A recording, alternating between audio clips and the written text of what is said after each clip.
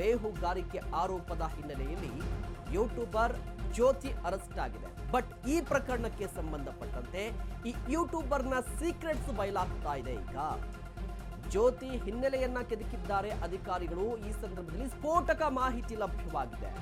ಏನ್ ಸ್ಫೋಟಕ ಮಾಹಿತಿ ಅಂತ ಹೇಳಿದ್ರೆ, ಕಾಶ್ಮೀರದ ಪಹಲ್ಗಾಮ್ಗೂ ಕೂಡ ಈಕೆ ಹೋಗಿದ್ದಂತೆ ಜನವರಿಯಲ್ಲಿ. ಪಹಲ್ಗಾಮ್ನಲ್ಲಿ ಘಟನೆ ನಡೆಯುತ್ತೆ, 26 ಮಂದಿ ಹಿಂದೂ ಪುರುಷರನ್ನ ಕೊಲ್ತಾರೆ. ಬಟ್ ಜನವರಿಯಲ್ಲಿ ಜ್ಯೋತಿ ಪಹಲ್ಗಾಮ್ಗೆ ಹೋಗಿದ್ರು.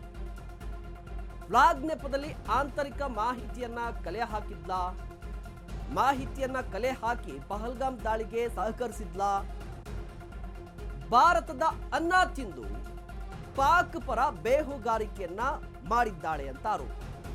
ಈ ಆರೋಪದಲ್ಲಿ ಜ್ಯೋತಿಯನ್ನ ಈಗಾಗಲೇ ಅರೆಸ್ಟ್ ಮಾಡಲಾಗಿದೆ. ಅರೆಸ್ಟ್ ಮಾಡಿ ಸಾಕಷ್ಟು ವಿಚಾರಣೆ ನಡೆಸ್ತಾ ಇದ್ದಾರೆ ಅಧಿಕಾರಿಗಳು.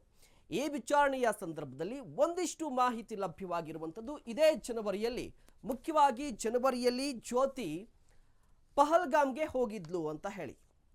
ಪಹಲ್ಗಾಮ್ಗೆ ಹೋಗಿರುವಂತಹ ವಿಡಿಯೋಸ್ ಈಗ ವೈರಲ್ ಆಗ್ತಾ ಇದೆ. ಹಾಗಾದ್ರೆ ಜನವರಿಯಲ್ಲಿ ಜ್ಯೋತಿ ಪಹಲ್ಗಾಮ್ಗೆ ಭೇಟಿ ನೀಡಿದ್ದಕ್ಕೂ ಅದೇ ಸಂದರ್ಭದಲ್ಲಿ ಮೇ ತಿಂಗಳಲ್ಲಿ ಪಹಲ್ಗಾಮ್ನಲ್ಲಿ ನಡೆದಿರುವಂತಹ ಈ ನರಮೇಧಕ್ಕೂ ಕೂಡ ಲಿಂಕ್ ಇದೆಯಾ ಅನ್ನುವ ಪ್ರಶ್ನೆ ಮೂಡ್ತಾ ಇದೆ.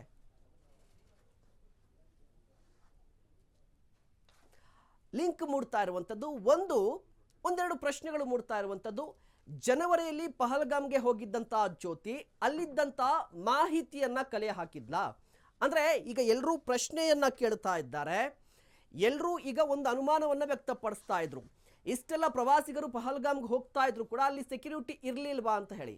ಅಂದ್ರೆ ಉಗ್ರರಿಗೆ ಸೆಕ್ಯೂರಿಟಿ ಇಲ್ಲ ಅಂತ ಹೇಳಿ ಯಾರು ಮಾಹಿತಿಯನ್ನು ಕೊಟ್ಟಿರಬಹುದು ಅಂತ ಹೇಳಿದ್ರೆ ಜ್ಯೋತಿ ಕೊಟ್ಟಿರಬಹುದು ಅನ್ನುವ ಆರೋಪ, ಒಂದು ಅನುಮಾನ ಕೂಡ ಮೂಡ್ತಾ ಇರುವಂಥದ್ದು. ಯಾಕೆ ಅಂತ ಹೇಳಿದ್ರೆ ಜನವರಿಯಲ್ಲಿ ಪಹಲ್ಗಾಮ್ಗೆ ಹೋಗ್ತಾರೆ. ಪಹಲ್ಗಾಮ್ನಲ್ಲಿ ವ್ಲಾಗ್ ಅನ್ನ ಮಾಡಿದ್ದಾರೆ. ನೀವು ಕೂಡ ದೃಶ್ಯಾವಳಿಯಲ್ಲಿ ಗಮನಿಸ್ತಾ ಇರಬಹುದು. ಇದು ಪಹಲ್ಗಾಮ್ನಲ್ಲಿ ಮಾಡಿರುವಂಥದ್ದು. ಒಂದಿಷ್ಟು ವಿಡಿಯೋಸ್ ಅನ್ನ ಮಾಡಿದ್ದಾರೆ ಪಹಲ್ಗಾಮ್ನಲ್ಲಿ, ನೋಡಿ ಗಮನಿಸ್ತಾ ಇರಬಹುದು. ಜಮ್ಮು ಕಾಶ್ಮೀರದಲ್ಲಿ ಜ್ಯೋತಿ ಜನವರಿಯಲ್ಲಿ ಹೋಗಿದ್ಲು. ಸೊ ಪಹಲ್ಗಾಮ್ 5ನೇ ದಿನ ಗಮನಿಸ್ತಾ ಇರಬಹುದು. ಈ ವಿಡಿಯೋವನ್ನ ಕೂಡ ಮಾಡಿದ್ದಾಳೆ. अपने दिल में बसाओ। डे 6 दूध पत्र। डे 5 पहलगांव में खूबसूरत फोटोग्राफ कैप्चर करो और सीनिक बैकड्रॉप का मजा लो। आरू, बेताब और चंदनवाड़ी वैली को एक्सप्लोर करो और नेचर की ब्यूटी को अपने दिल में बसाओ। डे 6 दूध पत्र। डे 5 पहलगांव। ಇನ್ನು ಪಾಕಿಸ್ತಾನದ ಹೈ ಕಮಿಷನ್ ಅಧಿಕಾರಿ ಜೊತೆ ಲಿಂಕ್ ಇತ್ತು. ಪಾಕಿಸ್ತಾನಕ್ಕೆ ಬರ್ತೀನಿ ಅಂತ ಇದ್ಲು ಈಕೆ. ಇಫ್ತಾರ್ ಕೂಟದಲ್ಲೂ ಕೂಡ ಭಾಗಿಯಾಗಿದ್ರು. ದೆಹಲಿಯ ಪಾಕ್ ಹೈಕಮಿಷನ್ ನಲ್ಲಿ ಒಂದು ಕೂಟ ಏರ್ಪಡಿಸಿದ್ರು, ಇಫ್ತಾರ್ ಕೂಟ. ಅದರಲ್ಲೂ ಕೂಡ ಜ್ಯೋತಿ ಮಲ್ಹೋತ್ರಾ ಭಾಗಿಯಾಗಿದ್ಲು. ಪಾಕಿಸ್ತಾನಕ್ಕೆ ಬರ್ತೀನಿ ಅಂತ ಹೇಳಿದ್ಲು. ಜೊತೆಗೆ ಸಹಕರಿಸುವಂತೆ ಕೂಡ ವೀಸಾಗೆ ಸಂಬಂಧಪಟ್ಟಂತೆ ಸಹಾಯ ಮಾಡುವಂತೆ ಜ್ಯೋತಿ ಮನವಿಯನ್ನು ಕೂಡ ಮಾಡಿಕೊಂಡಿದ್ಲು. ಹಲವರ ಬಳಿ ಸಹಾಯವನ್ನ ಕೇಳಿದ್ಲು. ನೋಡಿ, ಇಲ್ಲಿ ಒಂದು ಪ್ರಶ್ನೆ ಬರುತ್ತೆ. ಜ್ಯೋತಿ ಯೂಟ್ಯೂಬರ್, ಟ್ರಾವೆಲ್ ವಿತ್ ಜೋ ಅನ್ನುವ ಯೂಟ್ಯೂಬ್ ಚಾನಲ್ ಇದೆ ಈಕೆಯದ್ದು. ಈ ರೀತಿಯ ವಿಡಿಯೋಗಳನ್ನ ಮಾಡ್ತಾ ಇರ್ತಾಳೆ. ಆದ್ರೆ ವಿಡಿಯೋಗಳನ್ನ ಮಾಡ್ತಾ ಇದ್ದಂತಹ ಸಂದರ್ಭದಲ್ಲಿ ಪಹಲ್ಗಾಮ್ಗೆ ಹೋಗ್ತಾಳೆ.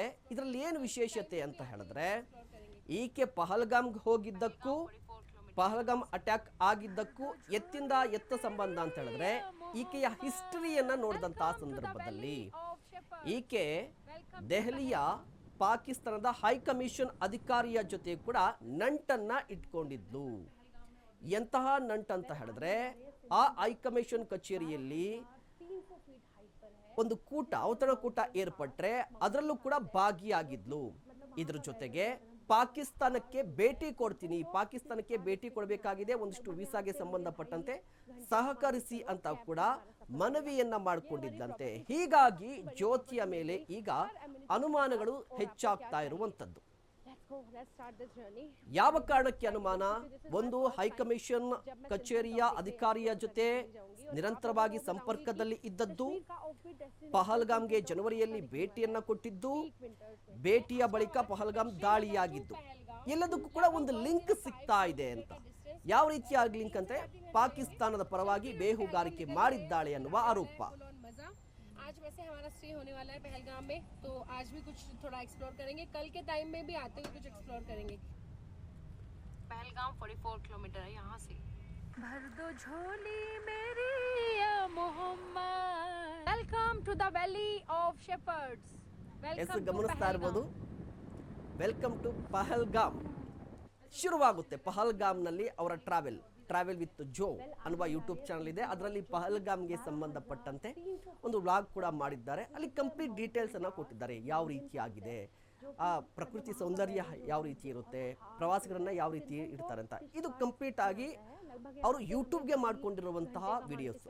ಇದನ್ನ ಹೊರತುಪಡಿಸಿ ಒಂದು ಅನುಮಾನ, ಆಂತರಿಕ ಭದ್ರತೆಯ ಬಗ್ಗೆ ಕೂಡ ಮಾಹಿತಿಯನ್ನ ಕೊಟ್ರ ಅಂತ ಹೇಳಿ. ಪಾಕ್ ಹೈಕಮಿಷನ್ ಅಧಿಕಾರಿ ಜೊತೆ ಜ್ಯೋತಿ ನಂಟನ್ನ ಹೊಂದಿದ್ಲು. ರಹೀಂ ಅಲಿಯಾಸ್ ಡ್ಯಾನಿಶ್ ಭೇಟಿಯಾಗಿದ್ಲು. ಭಾರತೀಯ ಸೇನೆಯ ಸೂಕ್ಷ್ಮ ಮಾಹಿತಿ ಸೋರಿಕೆ ಆಗಿದೆ. ಡ್ಯಾನಿಶ್ಗೆ ಭಾರತವನ್ನ ತೊರೆಯುವ ಸೂಚಿಸಲಾಗಿತ್ತು. ಆದರೆ ಡ್ಯಾನಿಶ್ ಜೊತೆ ಜ್ಯೋತಿ ಮಲ್ಹೋತ್ರಾ ನಂಟನ್ನ ಹೊಂದಿದ್ಲು.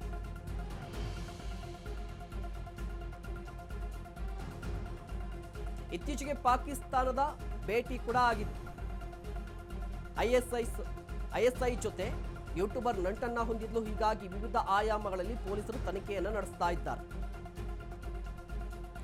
ನೋಡಿ, ಈಕೆಯ ಮೇಲೆ ಅನುಮಾನ ಮೂಡಲಿಕ್ಕೆ ಕಾರಣಗಳು ಸಾಕಷ್ಟಿರುವಂಥದ್ದು. ಮೇ 16ನೇ ತಾರೀಕು FIR ದಾಖಲಾಗುತ್ತೆ. 5 ದಿನ ಪೊಲೀಸ್ ಕಸ್ಟಡಿಗೆ ಕೊಟ್ಟಿದ್ದಾರೆ. ವಿಚಾರಣೆ ಸಂದರ್ಭದಲ್ಲಿ ಒಂದಿಷ್ಟು ಮಾಹಿತಿ ಲಭ್ಯವಾಗ್ತಾ ಇರುವಂಥದ್ದು. ಇಲ್ಲಿ ಡ್ಯಾನಿಶ್ ಇದ್ದಾನಲ್ವಾ, ಈತ ಪಾಕಿಸ್ತಾನದ ಪಾಕ್ ಹೈಕಮಿಷನ್ ಕಚೇರಿ ಇದೆಯಲ್ವಾ, ಅದರಲ್ಲಿ ಅಧಿಕಾರಿ. ಈತನನ್ನ 13ನೇ ತಾರೀಕು ಗಡಿಪಾರು ಮಾಡಲಾಗಿತ್ತು ಭಾರತದಿಂದ. 13ನೇ ತಾರೀಕು ಗಡಿಪಾರು ಮಾಡಿದ್ರು ಕೂಡ ನಿರಂತರವಾಗಿ ಜೊತೆಯಲ್ಲಿದ್ದರು, ಸಂಪರ್ಕದಲ್ಲಿದ್ದರು ಅಂತ ಹೇಳಿ. ಇದಲ್ಲದೆ ಜನವರಿಯಲ್ಲಿ ಪಹಲ್ಗಾಮ್ಗೆ ಭೇಟಿಯನ್ನು ಕೊಡ್ತಾಳೆ. ಇದಲ್ಲದೆ ಪಾಕಿಸ್ತಾನದ ಶಕೀರ್ ಅಲಿಯಾಸ್ ರಾಣಾ ಶಹಬಾಜ್ ಜೊತೆ ಕೂಡ, ಅಂದರೆ ಕೇವಲ ಡ್ಯಾನಿಶ್ ಅಲ್ಲ, ಶಕೀರ್ ಅನ್ನುವ ವ್ಯಕ್ತಿ, ಆತನ ಹೆಸರನ್ನು ನೋಡಿ, ಶಕೀರ್ ಅಲಿಯಾಸ್ ರಾಣಾ ಶಹಬಾಜ್, ಆತನ ಹೆಸರನ್ನ ಜ್ಯೋತಿ ಜಾಟ್ ರಾಂದವ್ ಅನ್ನೋ ರೀತಿಯಲ್ಲಿ ಮೊಬೈಲಲ್ಲಿ ಸೇವ್ ಮಾಡ್ಕೊಂಡಿದ್ದಲ್ಲ ನಂಬರ್, ಅಂದರೆ ಕಂಪ್ಲೀಟ್ ಆಗಿ ಹೆಸರನ್ನ ಬದಲಾಯಿಸಿ ಸೇವ್ ಮಾಡ್ಕೊಂಡಿರುವಂಥದ್ದು. ಇದು ಅನುಮಾನಕ್ಕೆ ಕಾರಣವಾಗಿದೆ. ಈಕೆ ಮೇಲೆ ಅನುಮಾನಕ್ಕೆ ಕಾರಣವಾಗಿರುವಂಥದ್ದು ಸಾಕಷ್ಟಿದೆ. ಒಂದು ಏನಂತ ಹೇಳಿದ್ರೆ, ಶಹಬಾಜ್ ಹೆಸರನ್ನ ಜಾಟ್ ರಾಂದವ್ ಅಂತ ಯಾವ ಕಾರಣಕ್ಕಾಗಿ ಸೇವ್ ಮಾಡ್ಕೊಂಡಿದ್ಲು ಅನ್ನುವ ಒಂದು ಪ್ರಶ್ನೆ ಬರುತ್ತೆ. ಇದ್ರ ಜೊತೆಗೆ ಏಪ್ರಿಲ್ 30ನೇ ತಾರೀಕು ಈಕೆ ಇನ್ಸ್ಟಾದಲ್ಲಿ ಒಂದು ಫೋಟೋವನ್ನು ಹಾಕ್ಕೊಂಡಿದ್ದಾಳೆ. ಇಂಡೋನೇಷಿಯಾ ಪ್ರವಾಸದಲ್ಲಿದ್ಲು, ಬಾಲಿಗೆ ಹೋಗಿದ್ಲು, ಇಂಡೋನೇಷಿಯಾದ ಬಾಲಿಗೆ ಹೋಗಿದ್ಲು. ಆ ಸಂದರ್ಭದಲ್ಲಿ ಕೇವಲ ಈಕೆ ಮಾತ್ರ ಅಲ್ಲ, ಈ ಡ್ಯಾನಿಶ್ ಕೂಡ ಜೊತೆಲಿದ್ದಾನೆ, ಜೊತೆಗೆ ಈ ರಾಣಾ ಇದ್ದಾನಲ್ವಾ, ರಾಣಾ ಶಹಬಾಜ್ ಕೂಡ ಜೊತೆಲಿದ್ದಾನೆ. ಅಂದರೆ ಒಬ್ಬ ಯೂಟ್ಯೂಬರ್ ತನ್ನ ಪ್ರೊಫೆಷನ್ ಏನು, ವ್ಲಾಗ್ಸ್ ಅನ್ನ ಮಾಡುವಂಥದ್ದು, ವಿಡಿಯೋಸ್ ಅನ್ನ ಮಾಡುವಂಥದ್ದು. ಬಟ್ ಪಾಕಿಸ್ತಾನದ ಅಧಿಕಾರಿಗಳ ಜೊತೆಗೆ ಇಷ್ಟೊಂದು ಸಂಪರ್ಕ ಹೇಗೆ, ಯಾಕೆ, ರೀಸನ್ ಏನು ಅನ್ನುವ ಪ್ರಶ್ನೆಗಳು ಬರುತ್ತೆ. ಈ ಬಗ್ಗೆ ಇನ್ನಷ್ಟು ಮಾಹಿತಿಯನ್ನ ಪಡೆಯೋಣ. ನಮ್ಮ ಪ್ರತಿನಿಧಿ ಅಜಯ್ ದೂರವಾಣಿ ಸಂಪರ್ಕದಲ್ಲಿದ್ದಾರೆ. ಅಜಯ್, ಮುಖ್ಯವಾಗಿ ಜ್ಯೋತಿ ಮಲ್ಹೋತ್ರಾ ಅವರ ನಡೆಯ ಸಾಕಷ್ಟು ಕುತೂಹಲಕ್ಕೆ ಕಾರಣವಾಗ್ತಾ ಇರುವಂಥದ್ದು. ಅವರ ಟ್ರಾವೆಲ್ ಹಿಸ್ಟರಿಯನ್ನ ಗಮನಿಸಿದ್ರೆ ಎಲ್ಲೋ ಒಂದ್ ಕಡೆ ಲಿಂಕ್ ಇದೆ ಅನ್ನುವ ರೀತಿಯಲ್ಲೇ ಇದೆ. ಇದೆಲ್ಲ ಡೀಟೇಲ್ಸ್ ಲಭ್ಯವಾಗ್ತಾ ಇದೆ. ಖಂಡಿತವಾಗ್ಲೂ ಮಹೇಶ್, ಏನಂದ್ರೆ ದೇಶದ ಭದ್ರತೆ ಅಂತ ಬಂದ್ರೆ ಯಾರು ಕೂಡ ಅಂದ್ರೆ ಕಾಂಪ್ರಮೈಸ್ ಆಗೋದಿಲ್ಲ. ಸೇನೆಯ ಅಧಿಕಾರಿಗಳಾಗಿರ್ಬೋದು, ಪೊಲೀಸ್ ಅಧಿಕಾರಿಗಳಾಗಿರ್ಬೋದು, ಅಥವಾ ಏನು ತನಿಖಾ ಸಂಸ್ಥೆ ಏನಿದೆ ಭಾರತದಲ್ಲಿ, ಅವ್ರು ಯಾರು ಕೂಡ ಕಾಂಪ್ರಮೈಸ್ ಆಗೋದಿಲ್ಲ. ಇದೇ ವಿಚಾರವಾಗಿ ಈಗ ಜ್ಯೋತಿ ಮಲ್ಹೋತ್ರಾ ಏನಿದ್ದಾರೆ ಅವರ ವಿಚಾರವಾಗೂ ಅಷ್ಟೇ ಈಗಾಗಲೇ ಅವರನ್ನು ಕೂಡ ಅರೆಸ್ಟ್ ಮಾಡಿ ಈಗಾಗಲೇ ಇಂಟ್ರಾಗೇಷನ್ ಕೂಡ ಮಾಡ್ತಾ ಇರುವಂತದ್ದು. ಇನ್ನು ಈ ಜ್ಯೋತಿ ಮಲ್ಹೋತ್ರಾ ಏನಿದ್ದಾರೆ ಯೂಟ್ಯೂಬರ್ ಅಂತ ಒಂದು ಪಟ್ಟವನ್ನ ಇಟ್ಕೊಂಡು ಬೇರೆ ಬೇರೆ ರೀತಿಯಾದಂತ ಕೆಲಸವನ್ನ ಇಲ್ಲಿ ಮಾಡ್ತಾ ಇದ್ದಾರೆ ಅನ್ನೋ ಒಂದು ಅನುಮಾನ ಸಹ ವ್ಯಕ್ತವಾಗ್ತಿರುವಂತದ್ದು. ಯಾಕಂದ್ರೆ ಈಗಾಗ್ಲೇ ಅವರು ಕೂಡ ಏನು ಪಹಲ್ಗಾಮ್ ಏನಿದೆ ಅಲ್ಲೂ ಕೂಡ ಭೇಟಿಯನ್ನ ಕೊಟ್ಟಿದ್ದಾರೆ. ಇದರ ಜೊತೆಗೆ ಕಾಶ್ಮೀರಕ್ಕೂ ಕೂಡ ಭೇಟಿಯನ್ನ ಕೊಟ್ಟಿದ್ದಾರೆ. ಅಂದ್ರೆ ಜನವರಿಲಿ ಹೋಗಿ 2 ಕಡೆ ಭೇಟಿಯನ್ನ ಕೊಟ್ಟು ಅಲ್ಲೂ ಕೂಡ ಒಂದ್ ರೀತಿ ವಿಡಿಯೋಸ್ ಗಳನ್ನ ಮಾಡಿ ಬಂದಿರುವಂತದ್ದು. ಇದರ ಜೊತೆಗೆ ಈಗಾಗ್ಲೇ ಪಾಕಿಸ್ತಾನ ಹೈ ಕಮಿಷನ್ ಅಧಿಕಾರಿಗಳ ಜೊತೆ ಅವರು ಸಂಪರ್ಕದಲ್ಲಿ ಇರೋದು ಕೂಡ ಖಚಿತವಾಗಿದೆ. ಇನ್ನು ಒಬ್ಬ ಯೂಟ್ಯೂಬರ್ ಆಗಿ ಪಾಕಿಸ್ತಾನ ಹೈ ಕಮಿಷನ್ ಜೊತೆ ಯಾವ ಕಾರಣಕ್ಕೋಸ್ಕರ ಇಲ್ಲಿ ಸಂಪರ್ಕ ಸಂಪರ್ಕದಲ್ಲಿ ಇದ್ದಾರೆ ಅನ್ನೋ ಒಂದು ಅನುಮಾನ ಸಹ ಈಗ ವ್ಯಕ್ತವಾಗ್ತಿರುವಂತದ್ದು. ಸೊ ಹೀಗಾಗಿ 1% ಇಲ್ಲಿ ಅನುಮಾನ ಬಂದ್ರು ಕೂಡ ಅದು ದೇಶದ ಭದ್ರತೆ ವಿಚಾರವಾಗಿ ಯಾರು ಕೂಡ ಕಾಂಪ್ರಮೈಸ್ ಆಗೋದಿಲ್ಲ. ಅದೇ ಒಂದು ದೃಷ್ಟಿಯಲ್ಲಿ ಈಗಾಗಲೇ ಬಹಳ ಕಟ್ಟುನಿಟ್ಟಿನಾದಂತಹ ತನಿಖೆ ಕೂಡ ಪೊಲೀಸ್ ಅಲ್ಲಿರುವಂತಹ ಅಧಿಕಾರಿಗಳು ಕೂಡ ಈಗಾಗಲೇ ಮಾಡ್ತಾ ಇರುವಂತದ್ದು. ಇನ್ನು ಕೆಲವೊಬ್ರು ಫೋನ್ ನಂಬರ್ಸ್ ಕೂಡ ಅವರ ಒಂದು ಮೊಬೈಲ್ ಅಲ್ಲೂ ಕೂಡ ಪತ್ತೆ ಆಗಿರುವಂತದ್ದು, ಮತ್ತೆ ಕೆಲವೊಂದು ವಿಡಿಯೋಸ್ ಗಳು ಕೂಡ ಪತ್ತೆ ಆಗಿರುವಂತದ್ದು. ಸೊ ಹೀಗಾಗಿ ಇವೆಲ್ಲವನ್ನು ಹಿಡ್ಕೊಂಡು ಈಗಾಗಲೇ ಅಧಿಕಾರಿಗಳು ಕೂಡ ಅವರಿಗೆ ಕ್ವಶನ್ ಅನ್ನ ಮಾಡ್ತಾ ಇದ್ದಾರೆ. ಇನ್ನು ಯೂಟ್ಯೂಬರ್ ಆಗಿ ಮಾತ್ರ ಇಲ್ಲಿ ಅವರು ಕೆಲಸವನ್ನ ಮಾಡಿದ್ರೆ ಅದು ಕೇವಲ ಯೂಟ್ಯೂಬ್ ವಿಚಾರವಾಗಿ ಅಷ್ಟೇ ಸೀಮಿತವಾಗ್ತಿತ್ತು, ಕೇವಲ ವಿಡಿಯೋಗಷ್ಟೇ ಸೀಮಿತವಾಗ್ತಿತ್ತು, ಅಥವಾ ಟೂರಿಸ್ಟ್ ವಿಚಾರವಾಗಿ ಆಗಿದ್ರೆ ಅಷ್ಟೇ. ಈಗ ಹೋದ್ರೆ ಒಂದು ವಿಡಿಯೋನ ಮಾಡ್ಕೊಂಡ್ ಬರ್ತಾ ಇದ್ರು, ಆ ನಂತರ ಅಪ್ಲೋಡ್ ಮಾಡ್ತಾ ಇದ್ರು, ಅದೆಲ್ಲವೂ ಕೂಡ ಆಗ್ತಾ ಇತ್ತು. ಆದ್ರೆ ಇಲ್ಲಿ ಕೇವಲ ಇವರು ಪಾಕಿಸ್ತಾನ ವಿಚಾರವಾಗಿ ಸಾಕಷ್ಟು ಒಂದ್ ರೀತಿ ನನಗೆ ವೀಸಾವನ್ನ ಕೊಡ್ಸಿ ನನ್ನ ಪಾಕಿಸ್ತಾನಕ್ಕೂ ಕೂಡ ಹೋಗ್ಬೇಕು ಅನ್ನೋ ಒಂದು ವಿಚಾರಗಳನ್ನು ಕೂಡ ಪ್ರಸ್ತಾಪ ಮಾಡಿದ್ರೆ. ಮತ್ತೆ ಹೈಕಮಿಷನ್ ಅಲ್ಲಿ ಇರುವಂತ ಅಧಿಕಾರಿಗಳು ಶಾಬಾಜ್ ಅನ್ನುವ ಒಬ್ಬ ವ್ಯಕ್ತಿಯ ಜೊತೆ ಇವರು ಸಂಪರ್ಕದಲ್ಲಿದ್ದಾರೆ. ಮತ್ತೆ ಅವರು ಏರ್ಪಡಿಸಿದಂತಹ ಒಂದು ಔತಣ ಕೂಟದಲ್ಲೂ ಕೂಡ ಇವರು ಹೋಗ್ ಬಂದಿದ್ದಾರೆ. ಸೊ ಹೀಗಾಗಿ ಇವೆಲ್ಲವೂ ಕೂಡ ಎಲ್ಲ ಒಂದ್ ಕಡೆ ಸಾಕಷ್ಟು ಅನುಮಾನಕ್ಕೆ ಕಾರಣ ಆಗ್ತಾ ಇದೆ. ಸೊ ಹೀಗಾಗಿ ಅವರು ಯಾವ ಕಾರಣಕ್ಕೋಸ್ಕರ ವೀಸಾ ಕೇಳಿದ್ರು, ಯಾರಿಗೆ ವೀಸಾ ಕೇಳಿದ್ರು, ಮತ್ತೆ ಯಾವ ಕಾರಣಕ್ಕೆ, ಅಂದ್ರೆ ಏನು ಎಜುಕೇಶನ್ ಪರ್ಪಸ್, ಟೂರಿಸ್ಟ್ ಪರ್ಪಸ್, ಅಥವಾ ಯಾರು ಮೀಟ್ ಮಾಡೋಕೆ ಪರ್ಪಸ್ ಇದೆಯಾ? ಸೊ ಈ ಪ್ರತಿಯೊಂದು ವಿಚಾರವನ್ನ ಇಟ್ಕೊಂಡು ಅಲ್ಲಿನ ಅಧಿಕಾರಿಗಳು ಕೂಡ ಈಗಾಗಲೇ ಕ್ವಶನ್ ಮಾಡ್ತಿದ್ದಾರೆ. ಸೊ ಹೀಗಾಗಿ ಈ ರೀತಿಯಾದಂತಹ ಇಂಟ್ರಾಗೇಷನ್ ಯಾವುದೇ ರೀತಿಯಾದಂತಹ ಒಂದು ವಿಚಾರಗಳು ಕೂಡ ಹೊರ ಬಂದ್ರು ಅದು ಸಾಕಷ್ಟು ದೊಡ್ಡ ಮಟ್ಟದಲ್ಲಿ ಕೂಡ ಚರ್ಚೆ ಆಗತ್ತೆ. ಸೊ ಪ್ರತಿಯೊಂದನ್ನು ಕೂಡ ಅಧಿಕಾರಿಗಳು ಮಾಹಿತಿಯನ್ನ ಪಡ್ಕೊಳ್ತಿದ್ದಾರೆ ಅಂತ ಹೇಳ್ಬೋದು ಮಹೇಶ್.